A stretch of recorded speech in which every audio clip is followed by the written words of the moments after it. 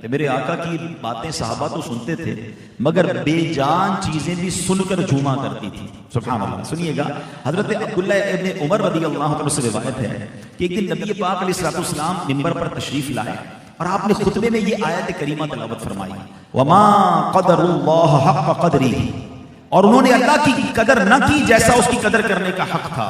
اور اس کے بعد نبی پاک نے رب کریم کی شانیں بیان کرنا شروع کی. ذرا غور کیجئے اللہ کا حبیب جب رب کی شان بیان کرے تو وہ شان کیسی ہوگی جس نے رب کو خود دیکھا ہے. تو اب جب نبی پاک نے شانیں بیان کرنا شروع کی نا تو صحابی کہتے ہیں وہاں ایک لکڑی کا منبر لگا ہوا تھا، وہ منبر بھی جھومنے لگا اور اتنا جھومنے لگا کہ ہمیں خطرہ ہوا کہ کہیں اس منبر کے اس جھومنے سے نبی پاک کو کوئی تکلیف نہ ہو جائے. آپ سوچیں وہ کیسی باتیں ہوا کرتی تھی کہ دیکھیں مردہ زندہ ہونا پھر بھی سمجھ آتا ہے کہ اس میں پہلے جان تھی مگر لکڑی میں تو جان ہی نہیں ہے نا. مگر نبی پاک کی باتیں وہ ہیں تو مردے بے جان چیزیں بھی جھومنے لگ جایا کرتی تھی. اللہ اکبر. قرآن کلام باری ہے اور تیری زبان سے جاری ہے، کیا تیری فصاحت پیاری ہے اور تیری بلاغت کا کیا کہنا. باتوں سے ٹپکتی لذت ہے، آنکھوں سے برستی رحمت ہے، خطبے سے چمکتی ہیبت ہے، اے شاہ رسالت کا کیا کہنا. اے میرے پیارے اسلامی بھائیوں، سرکار دو عالم علیہ الصلوۃ والسلام کی شاندار باتیں ہم سن رہے ہیں. اللہ پاک قرآن مجید میں ارشاد فرماتا ہے وما ينطق عن الهوى ان هو الا وحی یوحی. قرآن کیا کہتا ہے؟ اور وہ کوئی بات خواہش سے نہیں کہتے، وہ وحی ہی ہوتی ہے جو انہیں کی جاتی ہے. اللہ اکبر. یعنی نبی پاک پر یا تو وحی نازل ہوتی ہے، وہ اگر وحی ہے تو کچھ قرآن بیان کر رہے ہوتے ہیں اور کچھ حدیث بیان کر رہے ہیں. یعنی نبی پاک کی زبان مبارک سے ہمیشہ حق ہی جاری ہو رہا ہے. نبی پاک کے ایک ایک لفظ میں کتنی فصاحت تھی. ایک بار پیارے آقا حضرت ابو مشہور صحابی حضرت انس بن مالک رضی اللہ عنہ، ان کے چھوٹے بھائی تھے حضرت ابو عمیر، یہ بھی چھوٹی عمر میں تھے، ننھے بچے تھے. نبی پاک ان کے پاس گئے تو وہ غمگین بیٹھے تھے کیونکہ وہ چڑیا سے کھیلا کرتے تھے. تو نبی پاک جب ان کے گھر آئے تو پتہ چلا کہ وہ غمگین ہیں. تو پیارے آقا نے پوچھا کہ کیا ہوا؟ تو کہا حضور ان کی چڑیا جو ہے وہ مر گئی ہے، چھوٹا بچہ ہے چڑیا سے کھیلتا ہے اس لیے افسردہ ہے. پیارے آقا علیہ الصلوۃ والسلام نے فرمایا ان کا دل بہلانے کے لیے یا ابا عمیر ما فعل النغیر. ایک تو الفاظ کا چناؤ ایسا ہوتا تھا کہ موتیوں کی طرح. مانا کیا ہے؟ اے ابو عمیر چڑیا کا کیا ہوا؟ اب ایک بچے سے بات کی ہے، کوئی خطبہ نہیں دیا، نبی پاک نے کوئی باقاعدہ بیان نہیں کیا. مگر آپ جانتے ہیں کہ ان دو الفاظ سے حدیث کی کتابوں میں اور دیگر کتابوں میں علماء نے اس حدیث سے پاک سے 400 علمی مسئلے اخذ کیے ہیں.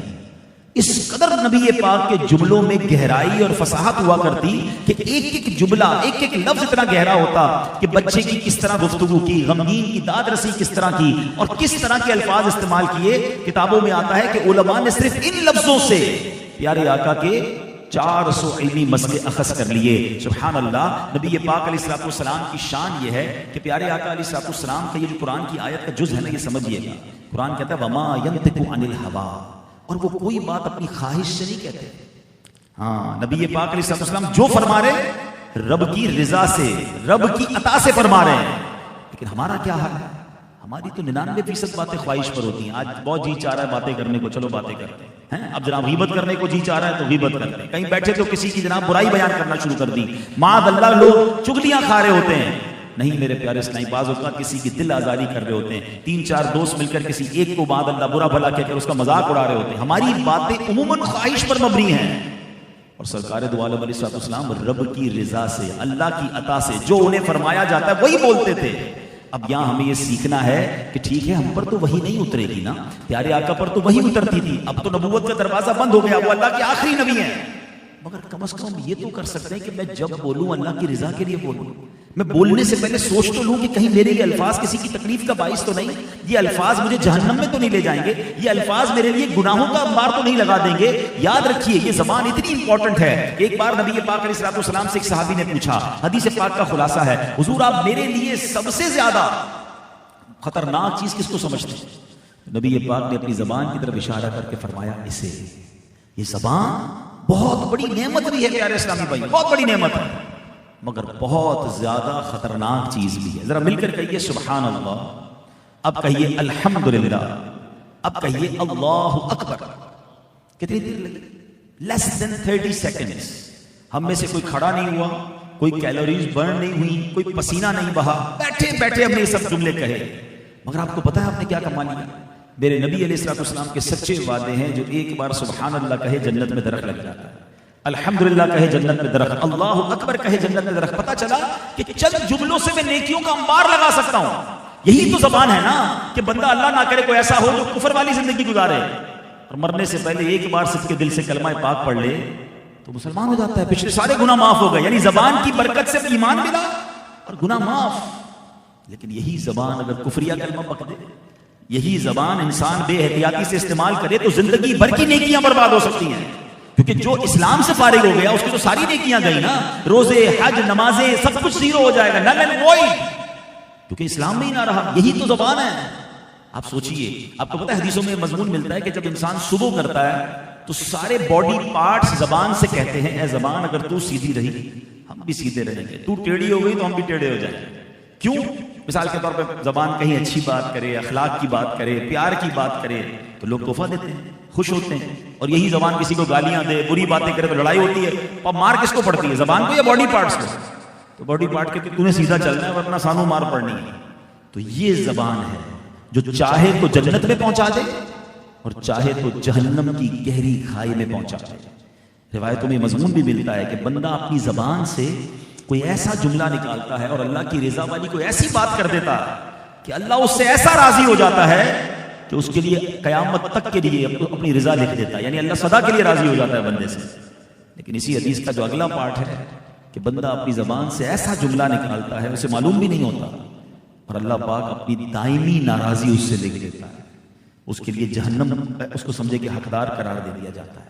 تو بولنے سے پہلے تولنا ہے، بولنے سے پہلے سمجھنا ہے، یہ امپورٹنٹ ہے۔ کتنی امپورٹنٹ ہے؟ اگر میں آپ سے کسی سے پوچھوں کہ بھائی کوئی ہے جو مجھے جنت کی گارنٹی دے دے تو آپ کیا کہیں گے؟ بھائی گارنٹی کون دے سکتا ہے؟ جنت تو اللہ نے دینی ہے، ہم دعا کر سکتے ہیں، نیک عمل کریں، اللہ سے دعا کریں، ایمان پہ خاتمہ ہوگا تو جنت ملے گی۔ کوئی بھی جنت کی گارنٹی نہیں دے سکتا، دعائیں کرنی پڑے گی اور اللہ سے التجا کرنی پڑے گی۔ مگر آپ جانتے ہیں نبی پاک علیہ الصلوۃ والسلام نے ایک حدیث میں جنت کی گارنٹی دی ہے، اور اس گارنٹی میں نبی پاک نے کوئی بہت لمبی لسٹ نہیں دی ہے کہ 500 کام کر لو، اتنے ہزار نماز، اتنے ہزار روزے رکھو، اتنے صدقے دو، اتنے حج کرو، پھر جا کے جنت کی گارنٹی نہیں۔ آقا علیہ الصلوۃ والسلام نے فرمایا تم مجھے 2 چیزوں کی گارنٹی دے دو میں تمہیں جنت کی گارنٹی دیتا ہوں، اونلی 2 تھنگس۔ اب اس کا مطلب کتنی امپورٹنٹ تھنگز ہوں گی؟ فرماتے تم مجھے زبان کی اور شرم گاہ کی گارنٹی دے دو، ضمانت دے دو، میں تمہیں جنت کی ضمانت دیتا ہوں۔ اس سے اندازہ کیجیے کہ دونوں چیزیں بڑی امپورٹنٹ ہیں، ان دونوں کو بچانا ہے گناہ سے، زبان کو بھی اور شرم گاہ کو بھی۔ مگر آج حال یہ ہے کہ زبان تو ایسے چل رہی ہے کسی کو فکر ہی نہیں ہے، گھروں کے اندر بھی یہی حال ہے، میاں بیوی بھی شرعی مسائل پڑھتے نہیں ہیں، علماء کرام کے پاس جائیں تو جا کر وہ پھر پتہ چلتا ہے کہ جناب میں نے تو مذاق میں تھوڑا سا جھگڑا ہوا میں نے طلاق دے دی۔ بھائی پہلے سوچنا چاہیے تھا نا کہ آپ نے طلاق کے الفاظ کب استعمال کرنے، کب نہیں کرنے، کون سے الفاظ بولنے، کون سے نہیں بولنے، کوئی ٹریننگ ہی نہیں ہے۔ اور ایک بات یاد رکھیں، یہ الفاظ ہے نا، اس کا جو زخم ہے نا یہ کبھی ٹھیک نہیں ہوتا، تلوار کا زخم پھر بھی ٹھیک ہو جاتا ہے، برس تک انسان کا دل چکنا چور رہتا ہے، جب کسی زبان سے کوئی اس پر وار کرتا ہے دل ٹوٹ جاتے ہیں۔ اب یاد کیجئے کبھی بھی آپ بول کر نہیں، ایسا نہیں ہوا ہوگا کہ آپ خاموش ہو کر پچھتائے ہوگا کہ یار آج میں بولا نہیں، بڑا افسوس ہوا، نہیں، آپ کئی بار بول کر ضرور پچھتائے ہوں گے کہ یار کاش اس دن میں نہ بولتا، یار چپ رہتا، بول گیا ناراض ہو گئے، بول گیا پارٹنرشپ ختم ہو گئی، پتہ نہیں منہ سے کیا نکل گیا، یار رشتہ داری ختم ہو گئی۔ بولنے کے بعد پچھتانے کے واقعات ضرور ملیں گے آپ کو، خاموش رہ کے پچھتانے کے واقعات نہیں ہوں گے۔ یہ زبان اتنی امپورٹنٹ ہے کہ اس کے 32 پہرے دار بچھائے گئے، 32 دانت ہے نا اس کے پیچھے زبان ہے، اور کسی باڈی پارٹس کے آگے پہرے دار نہیں ہے، مگر جب یہ چلتی ہے تو کس طرح دلوں کو توڑ دیتی ہے، خاندانوں کو توڑ دیتی ہے۔ تو اے میرے پیارے اسلامی بھائیو، پیارے آقا کی حسین گفتگو کی بات ہو رہی ہے، نبی پاک اللہ کی خواہش کے مطابق بولتے تھے۔ کاش میری اور آپ کی یہ عادت بن جائے کہ میں فضول باتوں سے اپنے آپ کو بچاؤں، اور جب بات کروں تھوڑا سا پہلے رک کر سوچ لوں جو میں یہ بولنے جا رہا ہوں یہ اللہ کو راضی کرنے والا بات ہے یا ناراض کرنے والی بات ہے؟ کہیں میرے گناہوں کا میٹر تو جاری نہیں ہو جائے گا؟ ٹائم ہے میرے پاس تو میں بول سکتا ہوں، تو کیوں نہ میں تلاوت کر لوں اپنی زبان سے، کیوں نہ اللہ رسول کا ذکر کر لوں، تھوڑی دیر خاموش رہنے کی عادت بھی ہونی چاہیے۔ کچھ لوگ اتنا بولتے ہیں۔ اچھا پھر سبحان اللہ، نبی پاک علیہ الصلوۃ والسلام کی گفتگو کی ایک اور عظیم عادت ہے، پیارے آقا جو علیہ الصلوۃ والسلام ہے نا، آپ جوامع الکلم ہیں۔ نبی پاک علیہ الصلوۃ والسلام کو یہ کمال دیا گیا کہ پیارے آقا علیہ الصلوۃ والسلام جب بھی کوئی گفتگو فرماتے تھے نا مختصر اور پر اثر، وہ کہتے ہیں نا کوزے میں دریا کو بند کر دینا، تو نبی پاک کو ایک ایسا کمال عطا کیا گیا کہ آپ چند جملے کہتے تھے اور ان چند جملوں میں پوری سمجھنے کے بعد کو سمو دیا کرتے، ٹھیک ہے نا. ایک بڑی پیاری حدیث ہے جس کو کہا گیا کہ یہ دین کی اصل، جس میں کہ دین کی بیسٹ اگر کچھ حدیث پاک ہے جن میں سے پورا دین کا مین پارٹ حاصل کر سکتے ہیں، ان میں سے ایک حدیث ہے انما الاعمال بالنیات. اب یہ کتنی مختصر حدیث ہے مگر آپ یقین کریں اس پر کتنی کتابیں لکھی گئی ہیں، اس ایک حدیث پر کتنے بیانات ہو سکتے ہیں کہ اعمال کا دار و مدار نیتوں پر ہے. نیت اچھی نہیں ہے تو عمل کا کوئی فائدہ نہیں. عمل وہی ہے، دو بندے نماز پڑھ رہے ہیں، ایک کی نماز جنت میں لے جا رہی ہے، برابر والے کی نماز اسے دوزخ میں لے جا رہی ہے. نماز دوزخ میں کیسے لے جا سکتی ہے؟ نمازی تو پڑھ رہا ہے، سجدہ کر رہا ہے، وہ بھی کر رہا ہے. پہلے والے کی نیت اللہ کو راضی کرنے کی ہے، دوسرے والے کی نیت لوگوں کو دکھانے کی ہے، لوگوں کو پتا چلے میں کتنا بڑا نمازی ہوں. دونوں ایک جیسے کام کر رہے ہیں، سجدہ رکوع ایز اٹ از، مگر ایک کی جنت میں لے جا رہی ہے، ایک کی دوزخ میں لے جا رہی ہے. یہ سمجھنا ہے بات کو. انما الاعمال بالنیات. تو آپ پتہ کیا چلا کہ پیارے آقا علیہ الصلوۃ والسلام کے جملے اتنے خوبصورت ہوا کرتے ہیں. یہاں میں نے ایک اور آپ کو مدری پھول دینا ہے، اور وہ یہ ہے کہ ہمیں بھی اس سنت پر عمل کرنا چاہیے. شارٹ اینڈ سویٹ بات کرنے کی عادت ہو. خیر الکلام ما قل و دل. بہترین کلام وہ ہے جو مختصر ہو اور پر دلیل ہو، پر اثر ہو. آپ دیکھیں بعض لوگ بہت لمبی بات کرتے ہیں اور ان کو لوگ پسند نہیں کرتے، لیکن ان کی ایک عادت سی بن گئی. ان کو جب فون جب بھی آئے گا پتہ یار یہ آدھے گھنٹے سے پہلے فون نہیں رکھیں گے، تو ایسے لوگوں کا پھر فون اٹھانا بھی ڈر لگتا ہے. آدھا گھنٹہ ہوگا تو فون اٹھاؤں گا، یہ تو طبیعت پوچھنے میں بھی آدھا گھنٹہ لگاتے ہیں. نہیں، اب تو ایسے میں اب یہ واٹس ایپ ہے، تو واٹس ایپ بھی جو ہے وہ بنا کس لیے تھا؟ شارٹ میسیجز کے لیے. 15 منٹ کا میسج، 20 منٹ کا میسج. اگر اس پہ بھی آپ اتنی لمبی دیکھیں، اس سے پرابلم کیا ہوگا؟ آپ اپنی قدر کھو دیں گے. لوگوں کے سامنے اپنی اگر آپ قدر رکھنا چاہتے تو سنت پر عمل کریں کہ مختصر بات کریں، ٹو دی پوائنٹ بات کریں. اب دیکھیں دنیا اتنی فاسٹ ہو گئی ہے کہ اب جناب پہلے تو 2 گھنٹے کے ویڈیوز لوگ دیکھتے تھے، اب کہتے ہیں 3-4 منٹ کا کوئی کلپ بھیج دیں بھائی، بلکہ 30 سیکنڈ کا کوئی اسٹیٹس بھیج دیں. کیوں؟ لائف بیزی ہے، لوگ مختصر اور ٹو دی پوائنٹ بات سننا چاہتے ہیں، مگر کچھ لوگوں کی خامہ خواہی کی عادت ہوتی ہے. اس سنت پر عمل کر کے ہم ہر دل عزیز بن سکتے ہیں. اگر آپ بزنس اچھا کرنا چاہتے ہیں، آپ کمیونیکیشن اسکل سیکھنا چاہتے ہیں، آپ اگر دین کے مبلغ بننا چاہتے ہیں، آپ چاہتے ہیں آپ کی بات لوگ سنیں، تو مختصر بات کرنے کی عادی بنیں. یہ وہ سنت ہے جو آج کے دور کے لیے بہت ضروری ہے، اور جو لوگ اس پر عمل کرتے ہیں لوگ ان کی بات سنتے ہیں، لوگ ان کے قریب آتے ہیں. اور کچھ لوگ وہ ہیں جو اتنی لمبی کرتے ہیں کہ بندہ انہیں دیکھ کر ہی گلی بدل دیتا ہے، بولے یار ان سے بات کریں گے تو پھر اپنے 1-2 گھنٹے گئے. تو یہ نہ کریں، آپ اپنی قدر خود کھو دیتے ہیں. نبی پاک علیہ الصلوۃ والسلام کو جوامع الکلم بنایا رب نے، چند جملوں میں پوری بات ارشاد فرما دیتے ہیں. تو اللہ کرے کہ ہم اس وصف کو اگر حاصل کر لیں تو یہ ہر کیٹیگری کی، لائف کی ہر کیٹیگری میں آپ کے کام آئے گا. بزنس میں آپ کو کام آئے گا، کمیونیکیشن اسکلز میں کام آئے گا، ایز اے امام، ایز اے نگران، ایز اے والد. آپ جتنے بھی بات کریں شارٹ بات کریں. وہ کہتے ہیں نا، ایک جملہ میں نے بہت پہلے کہا تھا، دوبارہ عرض کر دیتا ہوں، اگر پسند آئے تو یاد کیجئے گا. اتنا مت بولو کہ لوگ چپ ہونے کا انتظار کریں کہ یار یہ چپ کب ہوگا بھائی، کوئی میوٹ کا بٹن ہے تو ہماری بات ہی ختم نہیں ہو رہی. اتنا مت بولو کہ لوگ چپ ہونے کا انتظار کریں، اتنا اچھا بول کر چپ ہو جاؤ کہ لوگ مزید سننے کا انتظار کریں. فرق ہے نا، لوگ میری بات ختم ہونے کا انتظار کریں یہ اچھا، کہ لوگ مجھے کہیں حضرت کچھ اور فرمائیے نا، بہت مزہ آ رہا تھا، آپ نے بات ختم کیوں کر دی. دس از دا ڈفرنس. جب بھی کسی میٹنگ میں، ملاقات میں، نیکی کی دعوت میں، اچھی جگہ پر جائیں، اپنی گفتگو کو تولیں، پہلے ٹو دی پوائنٹ بات کریں، گناہوں بری گفتگو نہ کریں. اللہ کرے کہ میری زبان سے جو ادا ہو وہ میرے لیے جنت میں جانے کا باعث بنے، نیکی کی دعوت کا باعث بنے، اللہ کی رضا کا باعث بنے. آپ کے پاس وقت ہے، نکالے تسبیح پڑھنا شروع کر دیں، تلاوت قرآن کرنا شروع کر دیں. کتنے خزانے آپ جمع کر سکتے ہیں. آپ کو پتہ ہے جنت کی کیاریوں میں سے کیاری کہا گیا، جنت کے خزانوں میں سے خزانہ کہا گیا لا حول ولا قوت الا باللہ. یہ پڑھتے رہے. جنت کی افضل الذکر، سب سے افضل ذکر حدیث میں لا الہ الا اللہ کہا گیا. اب میں چوٹ کرنے کے دل پہ ایک بات سوال کرتا ہوں، جتنے بھائی مجھے سن رہے ہیں، مجھے بہنیں سن رہی ہیں، اگر میں یہ پوچھوں کہ کون کون یہ چاہتا ہے کہ مرتے وقت میری زبان پر آخری جو الفاظ ہوں وہ کلمہ پاک ہو؟ کون کون چاہتا ہے؟ ماشاءاللہ ہر مسلمان چاہے گا. اس سے زیادہ اچھا یہ بھی پتہ کیوں چاہتے ہیں کہ حدیثوں میں یہ مضمون ہے کہ جس کا آخری کلام لا الہ الا اللہ ہوگا وہ جنت میں جائے گا. ٹھیک ہے نا، ہم سب دعا بھی کرتے ہیں یا اللہ مرتے وقت کلمہ نصیب کرنا، بہت اچھی دعا ہے. اب میں آپ سب کے دل کے دروازے پر ایک دستک دیتا ہوں. آپ کی سب کی تمنا، میری بھی تمنا یہ ہے کہ مرتے وقت کلمہ نصیب ہو. آج پورے دن میں کتنی بار کلمہ پڑھا؟ اچھا پچھلے پورے ہفتے میں کتنی بار پڑھا؟ لاسٹ پورے منتھ میں کتنی بار پڑھا اپنے آپ سے پوچھئے. کمال ہے, مرتے وقت کلمہ چاہیے, زندگی میں پڑھنا نہیں ہے. حالانکہ یہ افضل الذکر ہے, زبان کلمے کی عادی ہوگی تو مرتے وقت پڑھو گے نا, باقی چیزوں کے لیے ٹائم ہے. اس زبان سے جو نیکیاں کمائی جا سکتی ہیں وہ کیوں نہیں کما رہے؟ گھٹو فضول باتیں کرنے کا وقت ہے, اللہ رسول کا ذکر کا وقت ہے, یہ وہ واقعی آسان نیکیاں ہیں. اور یقین کریں جس کی زبان ذکر و درود سے تر رہتی ہے نا, یہ ایک اور فارمولہ آپ کو بتا رہا ہوں, اس کی زبان میں اللہ تاثیر بھی ڈال دیتا ہے. ہاں اب یہ نوٹ کر لیں, آپ کثرت سے درود پاک پڑھ کے دیکھ لیں, کثرت سے ذکر الہی کریں, آپ کی بات لوگوں کو سمجھ آنا شروع ہو جائے گی. کئی لوگ کہتے ہیں یار میری بات کوئی مانتا نہیں ہے, میری بات کوئی سنتا نہیں ہے, بچوں کو سمجھاتا ہوں کو سمجھ نہیں آتی, خاص طور پہ جو بیان کرنے والے ٹیچرز ہیں یا آپ لیکچر دیتے ہیں, کہتے ہیں میری بات کا اثر نہیں ہوتا.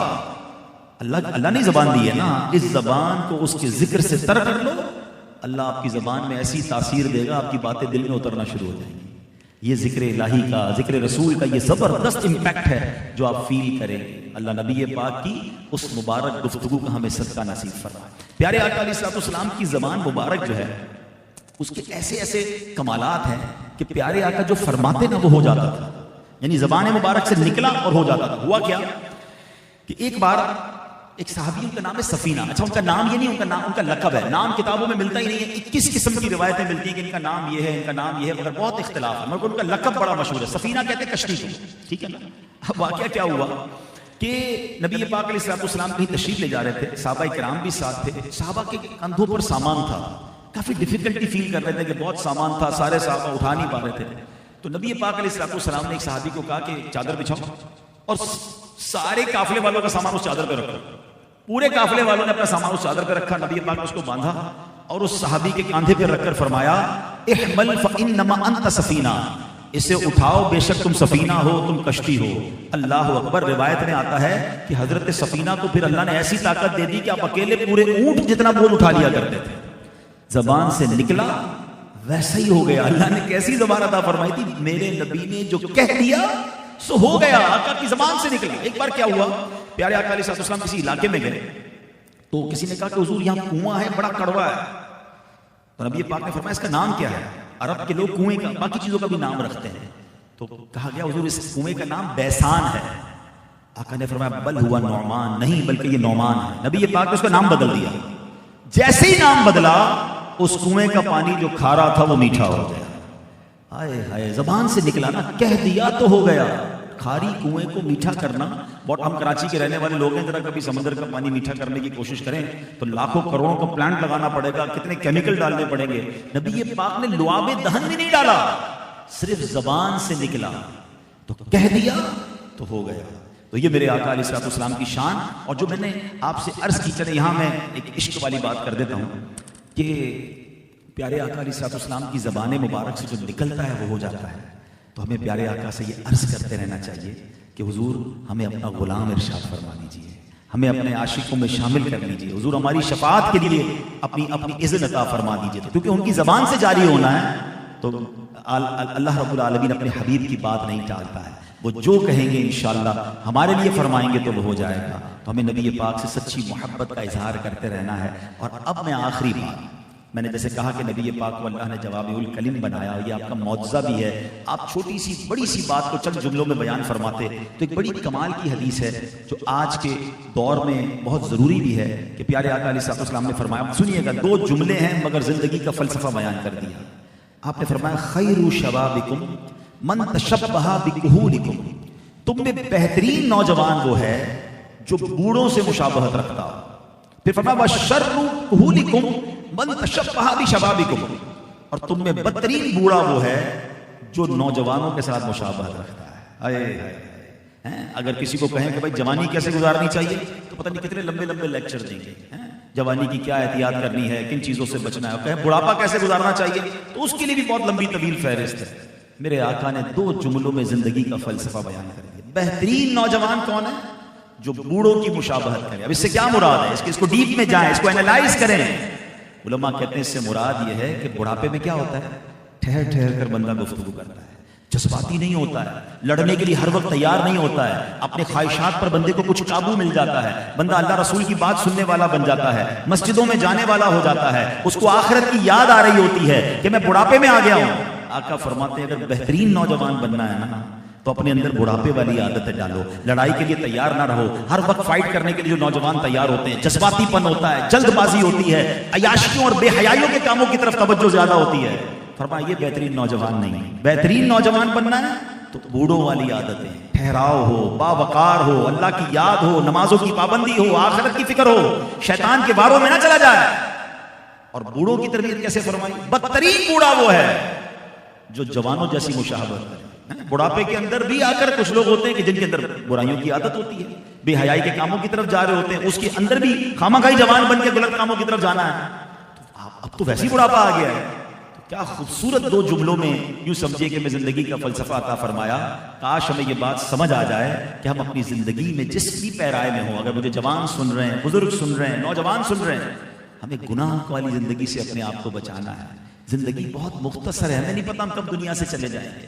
ایسا بھی نہیں ہوگا کہ سب کو بڑھاپا ملے گا ہی ملے گا, جوانی میں بھی لوگ چلے جاتے ہیں. تو کاش یہ بات ہمیں سمجھ آ جائے کہ جیسی بھی جس بھی لائف کے ہم پیرائے میں ہیں, ہم اس میں اللہ کی رضا والے کام کریں. اور جوان کی عبادت تو اللہ کو کیسی پسند ہے کہ وہ حدیث جس میں نبی پاک نے فرمایا وہ خوش نصیب جن کو اللہ کے عرش کا سایہ ملے گا, ان 7 لوگوں میں ایک شخص وہ ہے کہ جس کی جوانی عبادت میں گزری. تو اللہ جوانی میں عبادت عطا فرمائے, جوانی میں گناہوں سے بچنا نصیب فرمائے. ایک بزرگ کے بارے میں آتا ہے 100 سال سے زیادہ عمر تھی. لوگوں نے دیکھا دانت بھی سلامت, لسننگ پاور بھی بالکل ٹھیک, باڈی پارٹس بالکل ٹھیک. تو لوگوں نے کہا کہ آپ اس عمر میں بھی کمزور نہیں ہوئے, آپ کے باڈی پارٹس, آپ سن بھی صحیح رہے ہیں, بول بھی ٹھیک رہے ہیں, پیدل چل رہے ہیں, گھوم پھر رہے ہیں. کیا کمال کا جواب دیا. کہتے ہیں میں نے جوانی میں اپنے ان اعضاء کو اللہ کی نافرمانی میں نہیں لگایا, اللہ نے بڑھاپے میں میرے یہ اعضاء سلامت رکھے ہیں. تو کہتے ہیں نا اگر بڑھاپا اچھا چاہیے تو جوانی پاکیزہ گزارو. اللہ کرے کہ دل میں اتر جائے میری بات. تو بہرحال میرے پیارے اسلامی بھائیوں, آج نبی پاک کی مبارک باتیں, نبی پاک کے مبارک الفاظ, آپ کا انداز گفتگو, کچھ باتیں سننے کی ہم نے کوشش کی. اللہ ان کے صدقے اچھا بولنا نصیب فرمائے, سچا بولنا نصیب فرمائے, اور مختصر اور پردلیل بولنا نصیب فرمائے. اللہ ہمیں نیکی کی دعوت دینے کا جذبہ عطا فرمائے.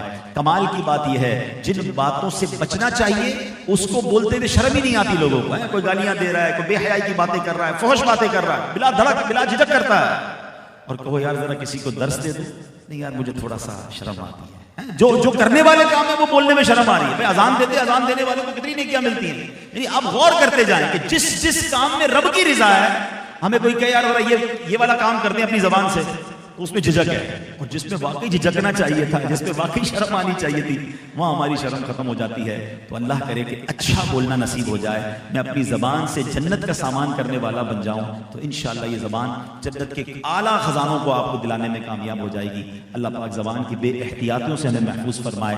میری بہنوں سے بالخصوص گزارش ہے کہ یہ زبان اپنی بہت زیادہ احتیاط سے استعمال کریں, کیونکہ غیبت والے معاملات نارملی لیڈیز میں زیادہ ہوتے ہیں. یہ جہنم میں لے جانے والا کام ہے, اللہ کی ناراضگی والا کام ہے. آپ کو بڑا آسان فارمولہ دے دیتا ہوں اگر غیبت سے بچنا ہے. غیبت ایکچولی کس کو کہتے ہیں کہ کسی مسلمان بھائی کی غیر موجودگی میں اس کے کسی عیب کو بیان کرنا, ٹھیک ہے, اس کے کسی عیب کو اس کی برائی کے طور پر بیان کرنا, یہ ایکچولی غیبت ہے. تو اب لوگ پتہ کیا کہتے ہیں, یار میں غیبت نہیں کر رہا, یہ تو میں بالکل ٹھیک بات کر رہا ہوں, سچ بول رہا ہوں, یہ ہے پرابلم اس میں. تو ایک بات یاد رکھیں, غیبت کہتے ہی سچ کو ہے. غیبت جھوٹ نہیں ہوتی, یہ وہ سچ ہے جو حرام ہے. کیونکہ آپ کسی کی پیٹھ پیچھے اس کی برائی بیان کر رہے ہیں, حالانکہ اس کے اندر وہ برائی ہے, یہ غیبت ہے.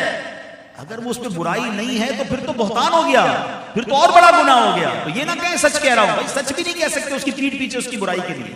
تو اگر آپ واقعی یہ ذہن بنا بیٹھے نا کہ یار مجھے یہ حرام کام نہیں کرنا, یہ اپنے بھائی کے مردار گوشت کھانے کے برابر قرآن قرار دے رہا ہے, تو اس کا سمپل فارمولہ میں اپنے بھائیوں اور بہنوں کو دے دیتا ہوں, جو لائیو مجھے سن رہے ہیں ان کو بھی دے دیتا ہوں, کہ جب بھی مثال کے طور پہ ہم دونوں بیٹھے ہیں, کسی تیسرے بندے کی بات کر رہے ہیں جو یہاں نہیں ہے, اور جیسے ہی آپ کو لگے کہ یار بات تیسرے کی ہو رہی ہے اور نیگیٹو ہو رہی ہے, آپ کہیں بس بھائی مجھے یہ بات نہیں سنی, یہ غیبت شروع ہو رہی ہے. ہاں تیسرے بندے کی بات کریں, پازیٹیو کریں, یار بڑا اچھا بھائی ہے, بہت اچھا بیان کرتے ہیں, بہت اچھے بااخلاق انسان ہے, no problem. whenever you talk about somebody who is not with you right now, آپ کے ساتھ نہیں بیٹھا ہوا یا نہیں بیٹھی ہوئی میری بہن, اور آپ کو لگتا ہے تیسرے کی بات میں جیسے ہی شروع ہو رہی ہے نیگیٹو بات, اللہ کرے ادھر الارم بج جائے گا, یہ حرام کام ہو رہا ہے, کیونکہ غیبت سننا بھی حرام ہے. آپ کا پلیز یہ والی بات نہ کریں, نیگیٹو بات نہ کریں, کوئی اور بات کریں, موضوع چینج کر دیں, آپ غیبت سے بچ جائیں گے. لیکن اس کے لیے آپ کا مائنڈ, ہمیں تو مزہ آتا ہے, اور سناؤ بھائی اور سناؤ, ہم بھی دو باتیں ملا رہے ہوتے ہیں. پتہ کتابوں میں لکھا ہے غیبت میں شراب جیسی لذت ہے. جب غیبت شروع ہوتی ہے نا مزہ بہت آتا ہے. یہی تو شیطان چاہتا ہے کہ ہم بیٹھے بیٹھے گناہوں کا میٹر چلانا شروع کر دیں. تو اے میرے پیارے اسلامی بھائیوں، پردے میں رہ کر سننے والی میری اسلامی بہنوں، اپنی زبان کو ان چیزوں سے ہم نے بچانا ہے تاکہ اللہ اور اس کے رسول کی رضا والے کام ملیں. اللہ مجھے بھی عمل کی توفیق عطا فرمائے، آپ کو بھی نصیب فرمائے. ایسی پیاری باتیں دعوت اسلامی کے اس پیارے ماحول میں سکھائی جاتی ہیں. ایسے مزید بیان سننے ہیں تو مدنی چینل دیکھتے رہیں، سوشل میڈیا پہ ہمارے پیجز کو فالو کر لیں. ایسے بیان مزید آپ سنتے رہیں گے تو انشاءاللہ دل کی دنیا ہے وہ بدلتی رہے گی. ماشاءاللہ یہاں پر بہت خوبصورت بڑی پیاری باوقار محفل جاری ہے. اسی ادب و شوق کے ساتھ آپ بیٹھے رہیں گے. ابھی ماشاءاللہ نعت خواں اسلام بھائی نعت بھی پڑھیں گے. مزید بھی سنا ہے کہ ایک دو نعت خواں تشریف لائیں گے، پھر دعا بھی ہوگی اور آپ سب کے لیے ماشاءاللہ یہاں لنگر کا بھی اہتمام ہے. تو ادب و شوق کے ساتھ آپ بیٹھیں گے اور محفل جاری رہے گی. صلو علی الحبیب.